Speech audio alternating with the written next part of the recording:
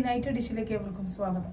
നോക്കാം ഇന്നത്തെ പ്രധാനപ്പെട്ട വാർത്തകൾ. കൊമ്പന്മാരുടെ പോരാട്ടത്തിൽ കണ്ണൂരിനും തൃശ്ശൂരിനും സമനില. നഗരത്തിന്റെ മുഖച്ഛായ മാറും. തിരുവനന്തപുരം മെട്രോ ആദ്യഘട്ട അലൈൻമെന്റിന് അംഗീകാരം. അറസ്റ്റിനുള്ള കാരണം എഴുതി നൽകണം. അറിയിക്കാതിരിക്കുന്നത് മൗലിക അവകാശ ലംഘനം. സുപ്രീം കോടതി. നികുതി വെട്ടിപ്പ് 25 അന്തർ സംസ്ഥാന ടൂറിസ്റ്റ് ബസ്സുകൾക്കെതിരെ നടപടി. ട്രെയിൻ യാത്രയിലെ സുരക്ഷ ഉറപ്പാക്കാൻ ഓപ്പറേഷൻ രക്ഷിത. കൂടാളി കാനശ്ശേരിയിൽ പുലിയെ കണ്ടതായി നാട്ടുകാർ. കൃത്രിമ കാൽ വിതരണവും 24 മണിക്കൂർ ക്യാഷ് കൗണ്ടറും ഉദ്ഘാടനം ചെയ്തു. ജില്ലാ ആശുപത്രിയിൽ കൃത്രിമ കാൽ വിതരണവും 24 മണിക്കൂർ ക്യാഷ് കൗണ്ടറും ജില്ലാ panchayat vice president advocate Binoy Kurian ഉദ്ഘാടനം ചെയ്തു. ആശുപത്രി superintendent doctor A K Shaji അധ്യക്ഷനായി. ജില്ലാ പഞ്ചായത്ത് പദ്ധതിയിൽ 10 ലക്ഷം മുടക്കിയാണ് 50 പേർക്ക് കൃത്രിമ കാലുകൾ വിതരണം ചെയ്തത്. തിരുവനന്തപുരം മെട്രോ റെയിൽ പദ്ധതിയുടെ ആദ്യഘട്ട അലൈൻമെന്റിന് മുഖ്യമന്ത്രി പിണറായി വിജയൻ അംഗീകാരം നൽകി. ടെക്നോ പാർക്കിന്റെ 3 ഫേസുകൾ വിമാനത്താവളം, Thampanoor bus stand, railway station, secretariat, medical college എന്നിവയെ ബന്ധിപ്പിക്കുന്ന ആദ്യഘട്ട അലൈൻമെന്റാണ് അംഗീകരിച്ചത്. കൊച്ചി മെട്രോ റെയിൽ ലിമിറ്റഡ് മുഖേനയാണ് പദ്ധതി നടപ്പിലാക്കുക. പാപ്പനംകോട് നിന്ന് ആരംഭിച്ച് കിളിപ്പാലം, പാളയം, ശ്രീകാര്യം, കഴക്കൂട്ടം, ടെക്നോ പാർക്ക്, കൊച്ചുവേളി വിമാനത്താവളം വഴി ഈഞ്ചക്കലിൽ അവസാനിക്കും. 33 കിലോമീറ്റർ ദൈർഘ്യമുള്ള പാതയിൽ 27 സ്റ്റേഷനുകൾ ഉണ്ടായിരിക്കും. കഴക്കൂട്ടം, ടെക്നോ പാർക്ക്, കാര്യവട്ടം എന്നിവയായിരിക്കും ഇന്റർചേഞ്ച് സ്റ്റേഷനുകൾ. തിരുവനന്തപുരം മെട്രോയുടെ മുന്നൊരുക്കത്തിന്റെ ഭാഗമായി ശ്രീകാര്യം, ഉള്ളൂർ പാട്ടം എന്നീ മേൽപ്പാലങ്ങളുടെ നിർമ്മാണ ചുമതല കൊച്ചി മെട്രോ റെയിൽ ലിമിറ്റഡിനെ ഏൽപ്പിച്ചിരുന്നു. ഇതിൽ ശ്രീകാര്യം പാലത്തിന്റെ നിർമ്മാണം ദ്രുതഗതിയിൽ പുരോഗമിക്കുകയാണ്. അതിവേഗം വളരുന്ന തിരുവനന്തപുരത്തിന്റെ ഭാവി വികസനത്തിന് മെട്രോ റെയിൽ പദ്ധതി ഗതിവേഗം പകരും. കൊമ്പന്മാരുടെ പോരാട്ടത്തിൽ കണ്ണൂരിനും തൃശ്ശൂരിനും സമനില. സൂപ്പർ ലീഗ് കേരള ശക്തന്മാർ തമ്മിലുള്ള പോരാട്ടം സമനിലയിൽ. ആവേശം നിറഞ്ഞ മത്സരത്തിൽ ഇരു ടീമുകളും ഓരോ ഗോൾ വീതം നേടി. 2 ഗോളുകളും പിറന്നത് ആദ്യ പകുതിയിലായിരുന്നു. കണ്ണൂരിനു വേണ്ടി മുഹമ്മദ് സിനാനും തൃശ്ശൂരിനു വേണ്ടി ബിബിൻ അച്ചയനും ഓരോ ഗോൾ വീതം നേടി. 3 ജയവും 1 സമനിലയുമായി 10 പോയിന്റ് നേടി തൃശ്ശൂർ പോയിന്റ് പട്ടികയിൽ ഒന്നാമതെത്തി. 5 മത്സരത്തിൽ നിന്നും തോൽവിയറിയാതെ 2 ജയവും 3 സമനിലയുമായി 9 പോയിന്റുമായി കണ്ണൂർ മൂന്നാമത് തുടരുന്നു. 9 പോയിന്റുമായി ഗോൾ ഡിഫറൻസിന്റെ ആനുകൂല്യത്തിൽ മലപ്പുറം FC ആണ് രണ്ടാമത്. മുഹമ്മദ് സിനാനാണ് മത്സരത്തിലെ താരം. രണ്ടാം പകുതിയിൽ കണ്ണൂരിന്റെ കളി മാറി. 57-ാം മിനിറ്റിൽ കണ്ണൂർ വലകുലുക്കി. ബോക്സിന് മുന്നിൽ നിന്ന് പന്ത് സ്വീകരിച്ച ക്യാപ്റ്റൻ അഡ്രിയാൻ സർഡിനോറോ വലത് വിങ്ങിലൂടെ ഓടിക്കയറിയ മുഹമ്മദ് സിനാന് നൽകി. വലത് കാലുകൊണ്ട് കൃത്യമായി പന്തൊതുക്കി. തൃശൂർ ഗോൾ കീപ്പർ കമാലുദ്ദീനെ കാഴ്ചക്കാരനാക്കി ഉഗ്രൻ ഗോൾ. 59-ാമത് മിനിറ്റിൽ കണ്ണൂരിന് വീണ്ടും അവസരം.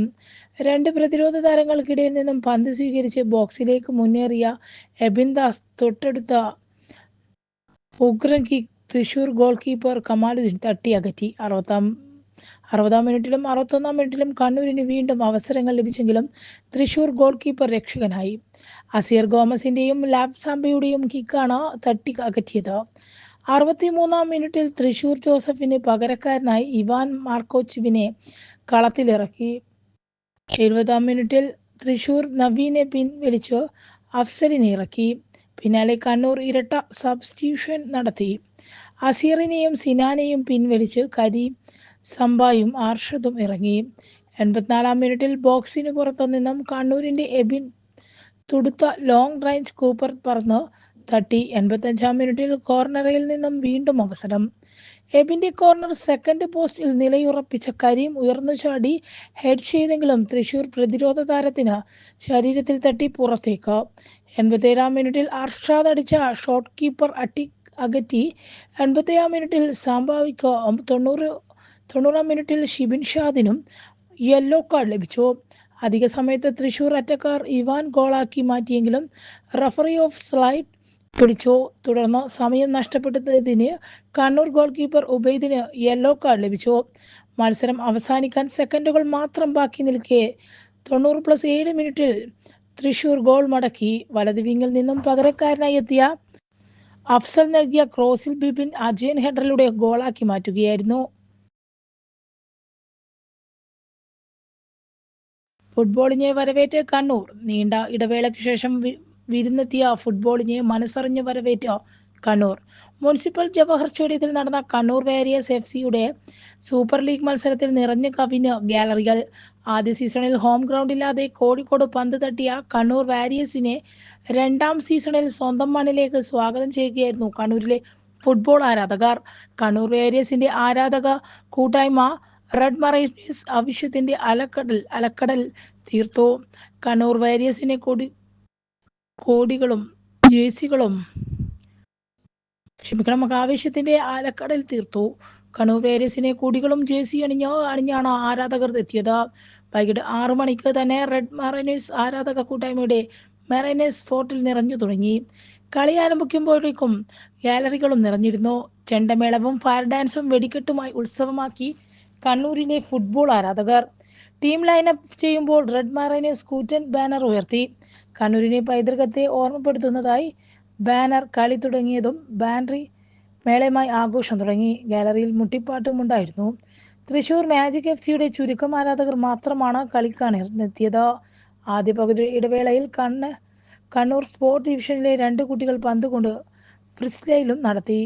കണ്ണൂർ വാരിയേഴ്സിന്റെ ആദ്യ ഹോം മത്സരത്തിൽ രജിസ്ട്രേഷൻ മ്യൂസിയങ്ങൾ, പുരാവസ്തു ആർക്കൈവ്സ് വകുപ്പ് മന്ത്രി Ramachandran Kadannappally, Kannur municipal corporation mayor Muslim Madathil, Kerala football association president Navas Meeran, vice president PV Pavithran, Kannur Warriors FC chairman doctor AP Hasan Kunhi, ജില്ലാ football association president Abdul Nisar തുടങ്ങിയവർ ചേർന്നാണ് കളിക്കാരെ പരിചയപ്പെട്ടത്.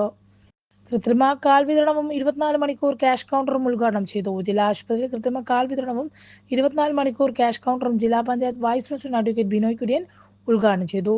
ആശുപത്രി സൂപ്രണ്ട് ഡോക്ടർ AK ഷാജി അധ്യക്ഷനായി. ജില്ലാ പഞ്ചായത്ത് പദ്ധതിയിൽ 10 ലക്ഷം മുടക്കിയാണ് 50 പേർക്ക് കൃത്രിമ കാലുകൾ വിതരണം ചെയ്തത്. പൊതുമേഖലാ ബാങ്കുകളുടെ ലയനവും സ്വകാര്യവൽക്കരണവും ഉപേക്ഷിക്കുക SBI എംപ്ലോയീസ് ഫെഡറേഷൻ.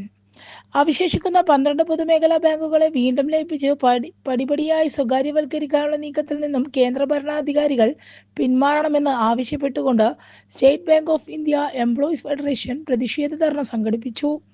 രാജ്യത്തെ ഏറ്റവും വലിയ പൊതുമേഖലാ ബാങ്കായ സ്റ്റേറ്റ് ബാങ്ക് ഓഫ് ഇന്ത്യയുടെ ഗവൺമെന്റ് ഓഹരികൾ വിറ്റഴിക്കാനുള്ള നീക്കം അത്യന്തം അപകടകരവും ബാങ്ക് ദേശസാൽക്കരണത്തിന്റെ ഉദ്ദേശലക്ഷ്യങ്ങളെ തകിടം മറിക്കുന്നതുമാണ്. സബ് സ്റ്റാഷ് ക്ലർക്കൽ തസ്തികകളിൽ സ്ഥിരം നിയമനം നടത്തുക, പുറം കരാർവൽക്കരണം അവസാനിപ്പിക്കുക, താൽക്കാലിക ജീവനക്കാരോടുള്ള ചൂഷണം അവസാനിപ്പിക്കുക, ന്യായമായ വേതനം നൽകുക, സ്ഥലം മാറ്റങ്ങൾ മാനദണ്ഡപ്രകാരം മാത്രം നടത്തുക തുടങ്ങിയ ആവശ്യങ്ങളും ഉന്നയിച്ചുകൊണ്ട് നവംബർ 15-ന് തിരുവനന്തപുരം ലോക്കൽ ഹെഡ് ഓഫീസിലേക്ക് നടത്തുന്ന ജനകീയ മാർച്ചിന്റെയും ധർണയുടെയും മുന്നോടിയായിട്ടാണ് കണ്ണൂർ റീജിയണൽ ബിസിനസ് ഓഫീസിന് മുമ്പിൽ സായാഹ്ന ധർണ സംഘടിപ്പിച്ചത്.